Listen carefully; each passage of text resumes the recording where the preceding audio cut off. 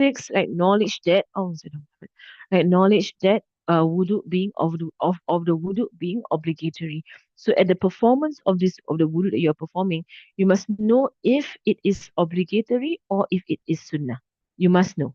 Right? So in fact, at the point of the performance of any act of worship, you must know if you are doing an act of worship that is compulsory or an act of worship that is sunnah. You must know. Right. So from wudu to fasting to prayer, right? So you must know is this compulsory or is this sunnah? Right. So which type of wudu is sunnah? Wudu that is sunnah is wudu that is tajdeed, meaning that you do wudu on top of wudu. So for example, if someone already has wudu, for example, you prayed Maghrib, right? And you already have wudu, you pray Maghrib with that wudu, right? And Isha comes in, it is a sunnah. It is a sunnah to actually renew your wudu and to take wudu again and to pray Isha. And after you have prayed a fard with that wudu, right? So basically, when is it sunnah? Okay, when is it sunnah to tajdeed wudu? Tajdeed meaning to renew your wudu. Right? So when is it sunnah to renew your wudu? It is sunnah to renew your wudu if you have prayed a fard, right, with that wudu. Okay. So for example, if let's say for example, I pray subuh right now, I pray fajr. Okay, then I get ready, I want to go to school, and I have wudu, right? I have wudu, right? It is from the wudu it was used to pray fajr, right? And I go to school. Okay. So later on, if I want to pray duha, I pray duha, with the wudu. It is not a sunnah for me to renew wudu if I have not nullified that wudu. Right? Because duha is not a fard. Duha is not a fard. So in school, I want to pray duha. I just go ahead and pray with the wudu that I have since Fajr. I have not nullified that wudu. Okay. Come in Zohor. Right? So Zohor comes in, right? And I still have wudu. I have not nullified that wudu yet. Right? From Fajr, the wudu, mashallah, I still have wudu. Right? I can go ahead and pray Zohor with the same wudu. I can. But it is a sunnah for me to renew my wudu, right? Because I'm praying another fard.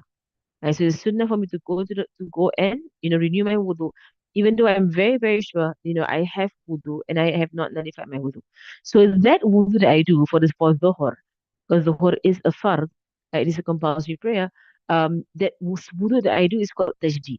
Tajdeed meaning it is you renew your wudu, renew, right? So it's not nullified, or you just renew it, right?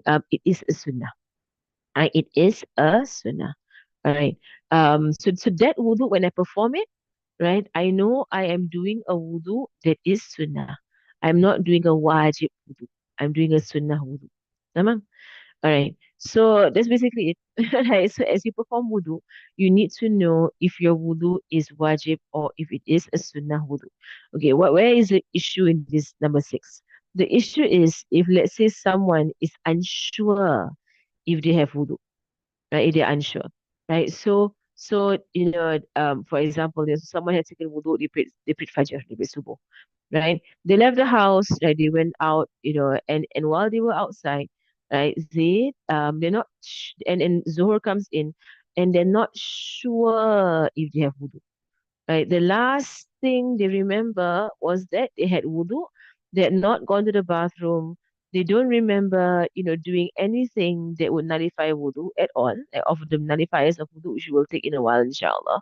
They don't remember doing anything that has nullified wudu, right? But for some reason, there's some doubt in their heart with regards to their wudu. And there's some doubt. And usually shaitan that puts the doubt there, right? If the last thing you remember with certainty is that you took wudu. And so with certainty, you took wudu, you prayed fajr, you prayed subuh. You know with certainty you have wudu, right? You are uncertain if you have nullified it, all right? You are uncertain if you have nullified it. Okay. Certainty cannot be erased with uncertainty. Right? It's a qaida, take it as a principle. Certainty cannot be erased by uncertainty. All right. So what are you certain of? What do you have yaqeen on? You took wudu. You remember doing it, right? Like what are you unsure of?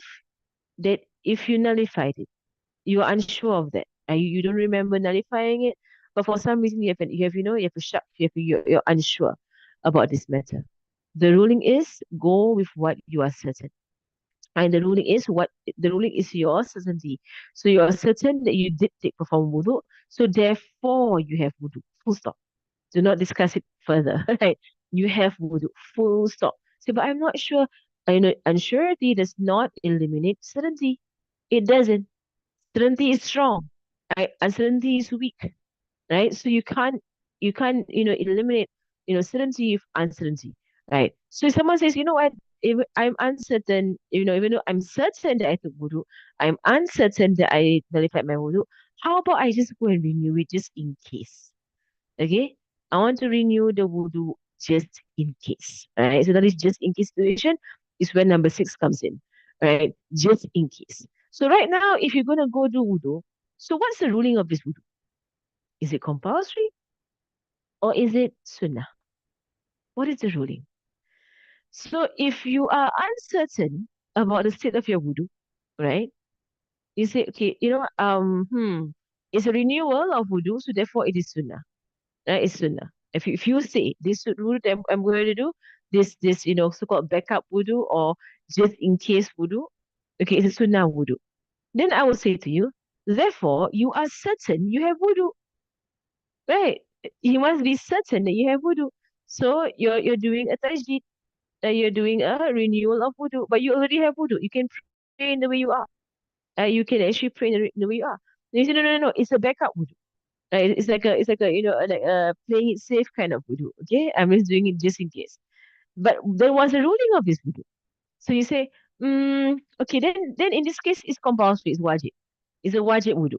All right, because I have no wudu and I'm going to perform wudu. So now I'll say to you, so your certainty is that you don't have wudu lah. Right? Right. You have to decide. Do you or do you not have wudu? You have to decide what are you certain on. I see. So this is why, like just in case wudus are all not valid. They're not valid. You can't do a just in case wudu. Like just in case I was wrong. Just in case. So just in case wudu, they're all not valid. Right? The backup wudu is not valid. Right? So to the point that, let's say for example, someone remembers taking wudu, mashallah, they are certain. Right? They prayed Fajr, for example. They go off, right, before Dhuhr, they think to themselves, I don't remember nullifying wudu. I don't remember nullifying my wudu. Okay, Khalas. Therefore, I have wudu. Tamam? Tamam? Right. Then they say to themselves, you know what? Just in case, just in case I'm wrong, I'm going to perform wudu before I pray Dhuhr. First and foremost, that wudu is not counted. But okay, they go ahead. They go ahead and perform wudu. So they perform wudu. It's not counted because you don't know the state of this wudu. You don't know if it's sunnah or if it's wajib. Because you're doing a just in case wudu. Right? So you don't know if this wudu is sunnah or wajib. You don't know. Right? So then you perform your prayers. So while you were praying, you remember that you did nullify your wudu. You did. You went to the shop, you bought something, and then the shopkeeper, who was a man, touched your hand when he gave you the change. Yeah, I did nullify my wudu. Someone, a man touched my hand, right, when he was giving back the change. Nullify my wudu. And then in your prayer, you say, "Oh, luckily I took wudu just in case. Luckily I took wudu just in case." No, the answer is you don't have wudu. The answer is you don't have wudu.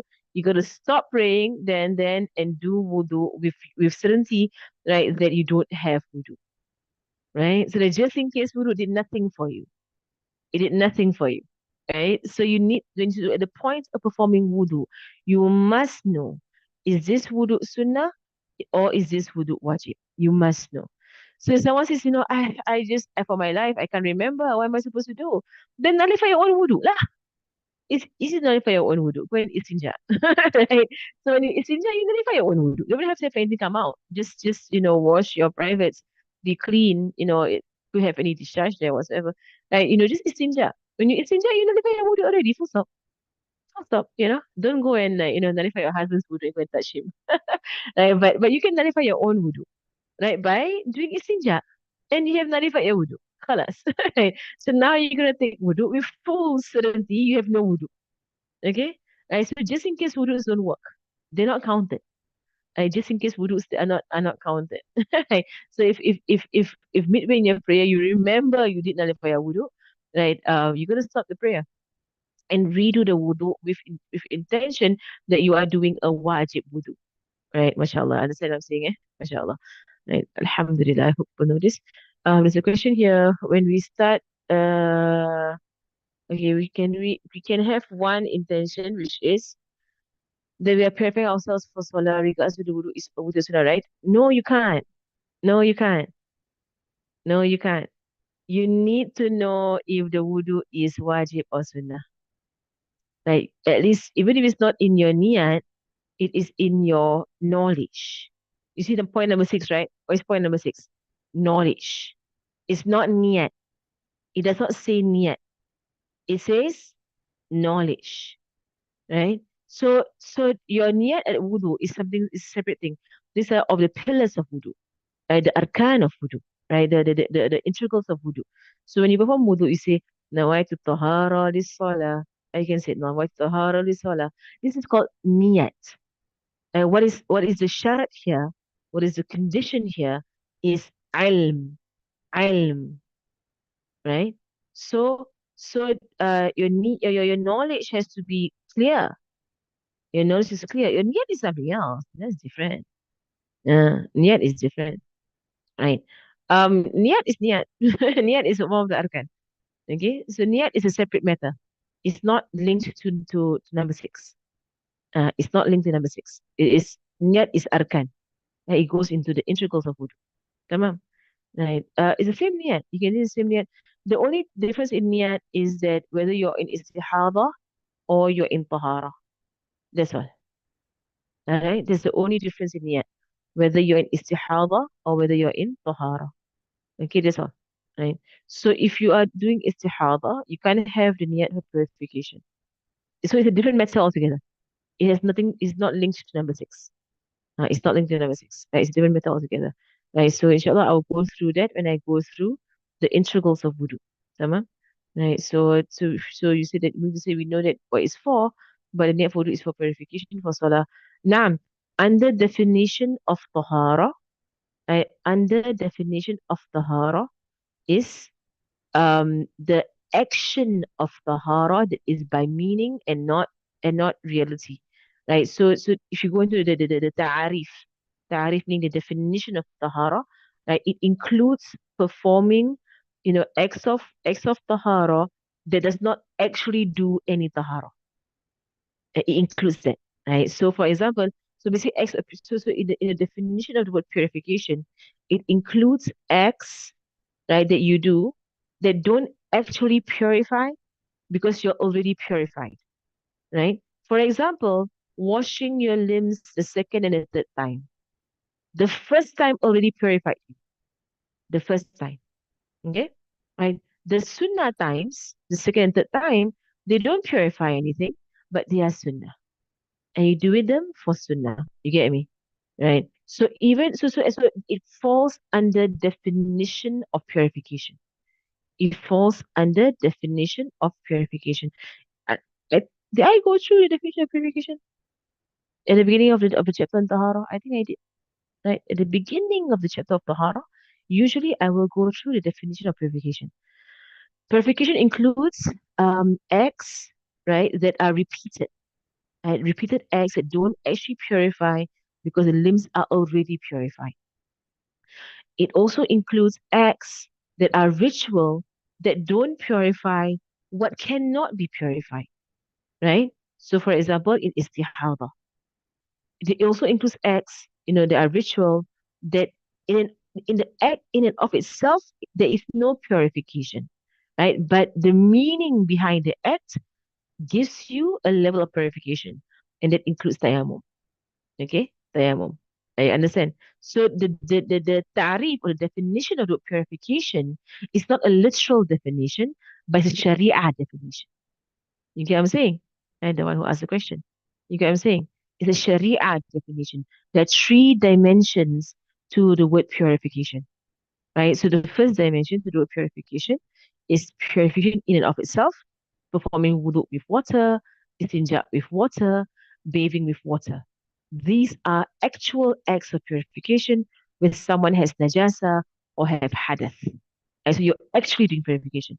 The second definition that, or the second dimension, in fact, of the word purification is that you do acts that that of on matters that already are purified, right? So doing the second and third washing in wudu, or doing an extra wudu on top of wudu, right? It is still counted as tahara, while it is not purifying anything because it's already purified.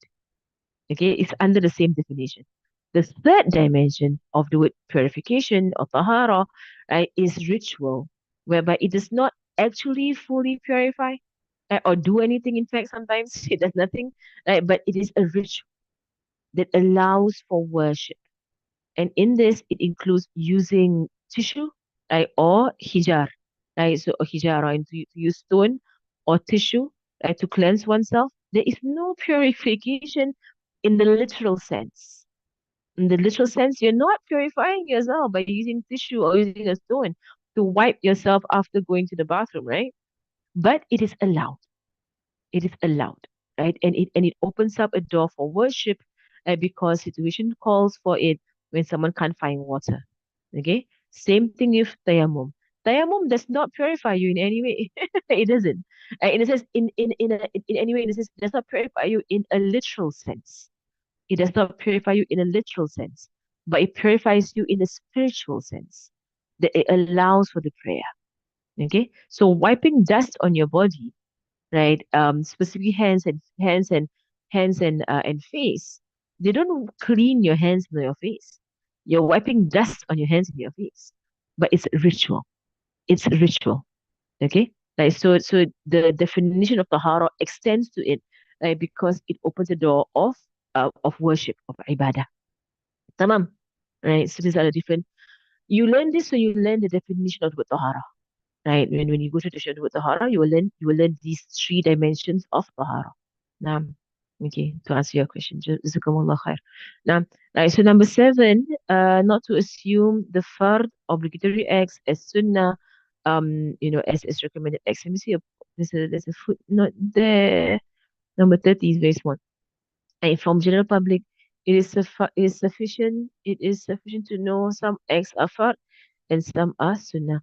Okay, all right. So basically, someone who's performing wudu and anyone who has learned, right, this part of Islam, which should be the majority of people, right, that you must know which acts of wudu are wajib and which acts of wudu are sunnah, right? So you must know, right? So you must know that, for example, you must know that doing a niyat is wajib.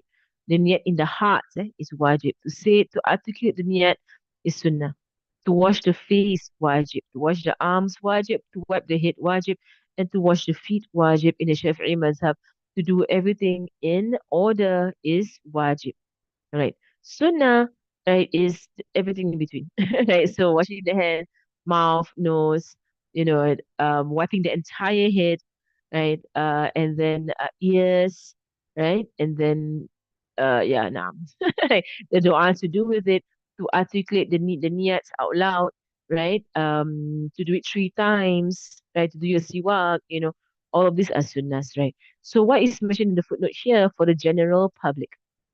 The general public, will be someone who has not studied at all, okay? Which is in our zaman, it's not an excuse, right? You need to study, you need to study.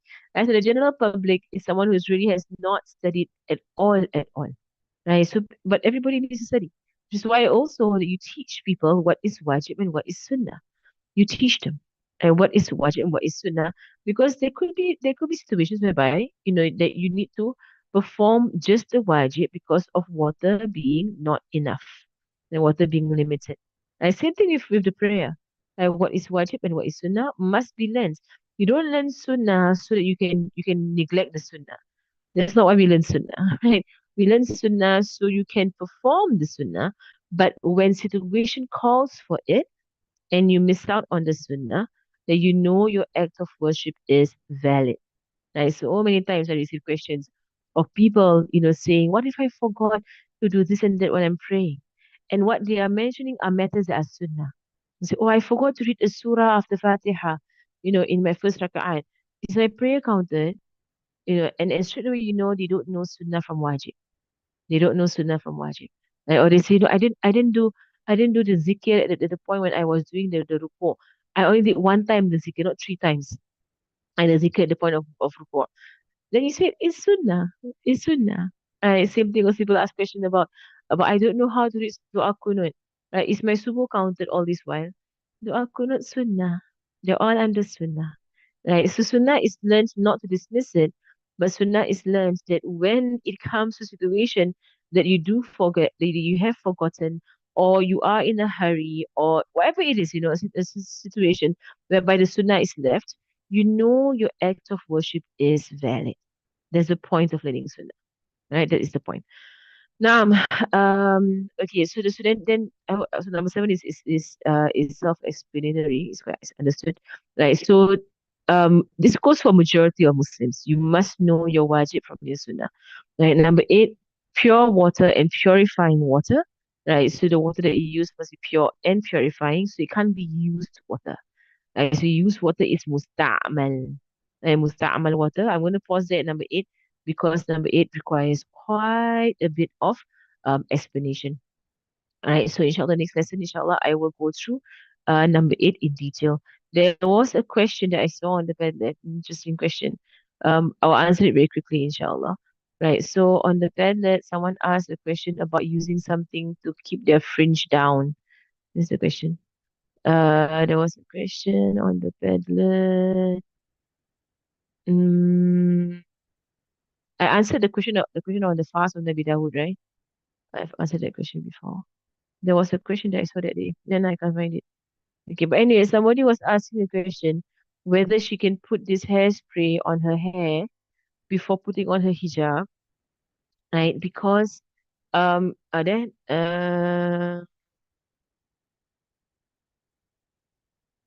see there. So is it permissible to use hair styling stick? Is a hair styling stick? Let me just share with Amira. Okay, okay, here. Right, so is it permissible to use a hair styling stick to apply and firmly fix his flyaway hair, especially the fringe? Did I answer this? I don't remember. It's not record that I answered it. Right, especially the fringe to prevent the hair from coming out of the hijab. Especially after a while of using the hijab, fringe kind of show around the face. Will it be affected by the water going through? Basically, it goes back to the substance. I don't know what the substance is. So if this hair styling stick is a wax, is it a wax? Right? And then again, when it comes to wudu, right, to wipe part of your head only, like a small part of your head, a small part. Right? So if you use this, I would assume it's wax. Is it? I don't know what it's made of. The hair styling stick. I think it's wax. Right? It's some form of. It probably is something that is waterproof. Right? You need to check like your own need to whatever. Basically, the rule is that whatever substance you want to use on your face, on your head, on your hair, you do the homework. You go and check it out. It's your religion. Go and check out. Are these things waterproof? Full stop. Okay, if they are not waterproof, they're water permeable. Right? And again, someone mentioned that breathable. Breathable does not mean water permeable. Okay, breathable means air permeable. Okay, so if something is breathable, it's air permeable, not water permeable. Right, so what doesn't go through? I was reading about it online with regards to this nail polish that they claim is wudu friendly nail polish. Almost every scholar has said not to trust such brands. That they have done so many tests on these so-called wudu friendly nail polish, and they will say breathable. These were breathable. Almost, they're not a single scholar has said that they are safe to use in the sense whereby they allow for you to go through. And not a single scholar has agreed with this. Right. So I went to check it out. Right. So they say that because and they use the claim breathable. Right. So breathable does not mean water permeable. It doesn't mean that. And so do your own homework. Go and find out this hair styling stick. What is it? Right? What is it exactly? In any case, performing wudu, you don't have to wipe your entire head. Right? It's a small part of your head. Right? So if the part whereby you're wiping doesn't have this hair styling thing, right? Then it's okay lah. Right? It's okay. You just need one hair. One small tiny part on your head for your wudu to be valid. Right? This will be a bigger issue if it's about the ghusl, if it's about the major bath. Okay, then it will be a bigger issue. Right? But if it's performing wudu, it's not an issue. Right? It shouldn't be an issue. Right? Now that's about it. And maybe you can find other ways to keep your hair down. Right, mashallah. Okay, barakallahu fikum. وصلى الله على سيدنا محمد وعلى آله وصحبه وسلم والحمد لله رب العالمين. So someone's going for Umrah. The wajibs of Umrah, yes, you must do the wajibs of Umrah. Um,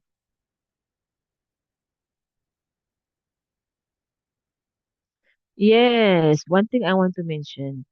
One thing I want to mention. There's so many DIY Umrahs right now nowadays. People are all going on DIY Umrahs. Okay, I personally have always performed Umrah and Hajj by myself. My mom would just bring us and she would teach us. She would teach us. My mom.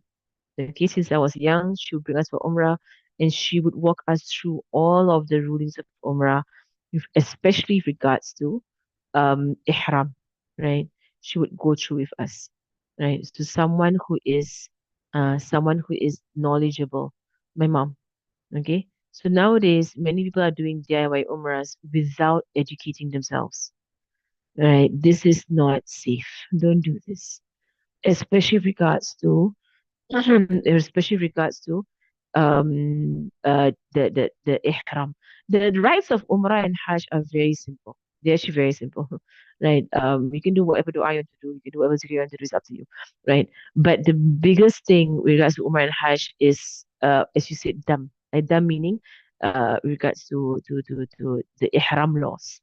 And when you do certain things, what you have to do to make up for it, right? I would say, no, not that I would say, it is true. It is wajib to study it, okay? It's wajib to study the laws of Ihram. It is wajib to study the laws of Umrah and Hajj before you perform them, right? Don't just go and do a DIY and you did not study. Study, right? Find people to teach you. I think now a lot of masajid, they have courses. You need to prioritize. You must learn them. I think on my YouTube, I do have an Umrah course. I do go through it, right? In my previous fiqh classes, right? I have gone through the chapter on Umrah. You can go and search for it, look for it, study it, like learn it. Okay, I know of women who have gone for Umrah. They didn't even know that covering the face is not permissible in Ihram. And they wore their niqab the entire time. Like dam upon dam upon dam. Come on. I didn't know that covering the face is not permissible in ihram. So I learned the laws, right? MashaAllah. You know, people who use, scented spray during Umrah. They use some kind of like face scented spray, right? People use that. They're hot in the bus and they are in ihram, ya Rab, ihram. And spray. Scent. I was there and someone was doing that. I was like, what are you doing? Then she was like, oh, I'm feeling very hot. Your spray, is it scented? Yeah, scented. La hawla wa la quwwata illa billah. Like, damn. Yeah, it's all violations of ihram. Right? So if you want, you can go and check out my Umrah course. It's online. Right? Go and learn it. I learn the thing properly. Right? Putting on the mask, there is a khilaf, right? With regards to the mask, I do not put on the mask because of the ihram law, right? The ihram law, right? The mask doesn't. Okay, Allah alam. Maybe people might differ with me. I don't think the mask stops any illness from getting through. Does it? I mean, someone tell me any medical doctor here, right? Like anyone from like does a mask really stop illness from getting through? Especially if you're gonna put it down, every now and then to breathe. To I mean, we don't keep it all the time, right? Do we? I know they made it compulsory during COVID. Does it actually does it actually prevent? No, that's what I thought. That's what I thought. It's just a thing they made us do, right? But it gets through anyway. It really gets through anyway, you know? Right. You know what? Ihram, okay, illnesses have been in human society for since the time of Nabi Sallallahu Alaihi Wasallam. And the Kaaba has been a busy, busy, very crowded place since Zaman Nabi Sallallahu Alaihi Wasallam. It's not just our Zaman. Every Zaman Kaaba full, okay, with people. Every Zaman there is illness. Every Zaman. And the law of Ihram stands. Okay. The law of Ihram is no covering of the face. Tamam, right? So it's while there might be people who say you can do it, why is our Zaman different? The illness is, in fact, continuous illness has been around for hundreds of years. Hundreds of years. So, right? And the Kaaba has been busy for hundreds of years. Right? It's not just our Zaman that we suddenly have illnesses. No, every Zaman they have illnesses. Right? And in fact, our Zaman they have vaccination whatsoever. Any, right? So anyway, I will just say one thing I want to just remind people, make sure that you study the laws of Ihram, right, properly. And you make sure where are the loopholes, right? Some people don't realize that there are certain things that have sense on them and they use them.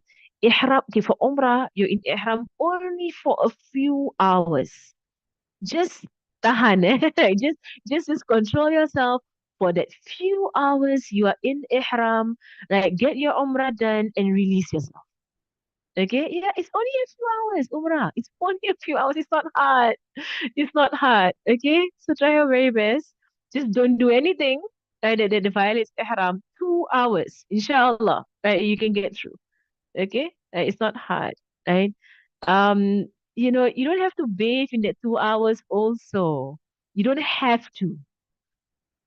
Right? Do you have to bathe every 2 hours? Kan? So all of these laws it is respect to Hajj. Hajj, yes, you are in ihram for a long period of time for Hajj. For Umrah, no. For Umrah, no. Go to your hotel, put things down, go to your Umrah, come back, finish your Umrah, then take a bath. Okay. It's okay. Everybody around the Kaaba is sweaty. Right? It's okay. Anyway, it's going to be cool. It's winter right now. Right. So you don't have to take a shower if it's going to cause you for your hair to fall out. Right? A lot of things will happen, Just don't do this. It's 2 hours. Come on. Okay, go to your Umrah, come back. Okay. And then you can go and bathe all you want. Right? And do whatever you want to do thereafter. Might as well. You're not at Hajj. Hajj different. Okay, Hajj, you're gonna stay, you maintain your ihram for quite a period of time. Right. Umrah is actually very easy to maintain ihram. It's only 2-3 hours you're done. Tamam. Okay. Right, just don't mess things up. Right, mashallah. A few more other questions. What about covering hands with one scarf during tawaf, or for not losing wudu due to skin contact? Hands covering. Okay, basically, gloves is the one that's not allowed. Gloves, specifically gloves. Covering of the hands is not gloves. The word is specifically gloves. It has to be gloves. So what is not called gloves is permissible. All right.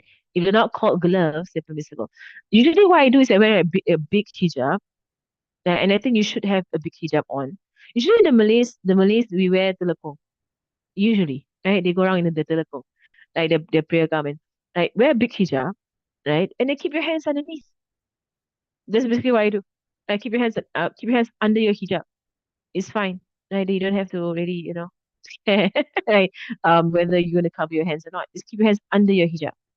Okay? That's all. Mm. All right. Mm,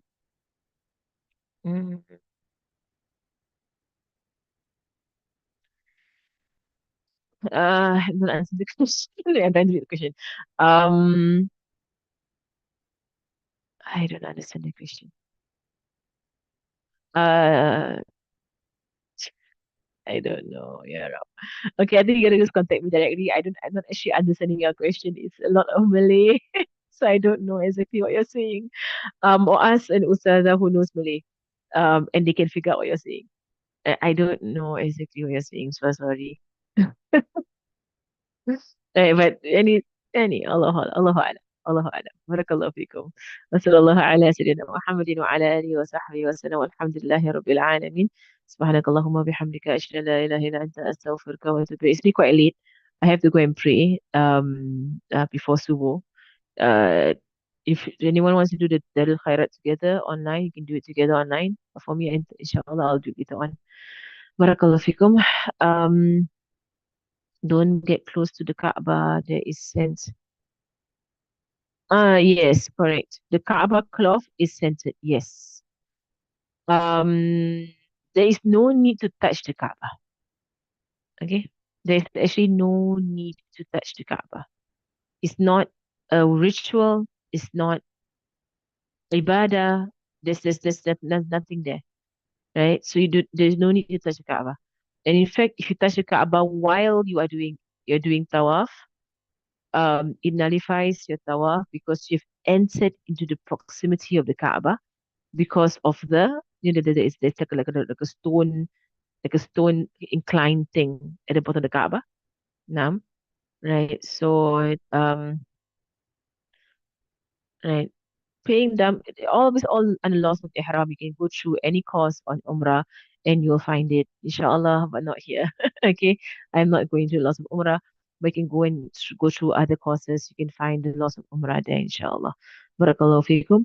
وصلى الله على سيدنا محمد وعلى آله وصحبه وسلم والحمد لله رب العالمين السلام عليكم ورحمة الله وبركاته الفاتحة أنا الله سبحانه وتعالى وعملا خالص عليم ودل الهدى ويسر بك ومن وسلم وراحم وعلمنا وشيخنا وذوي الحق علينا وإلى حضرة النبي محمد صلى الله عليه وسلم الفاتحة. I will begin the tahleel for my mother and those who passed away at 9:30. Into 9:15, and stop by 9:45 because subuh right now is around 9:45. So I have to pray subuh. So I can't do it at 9:30 anymore because then it's too rush. So, Assalamu alaikum wa rahmatullahi.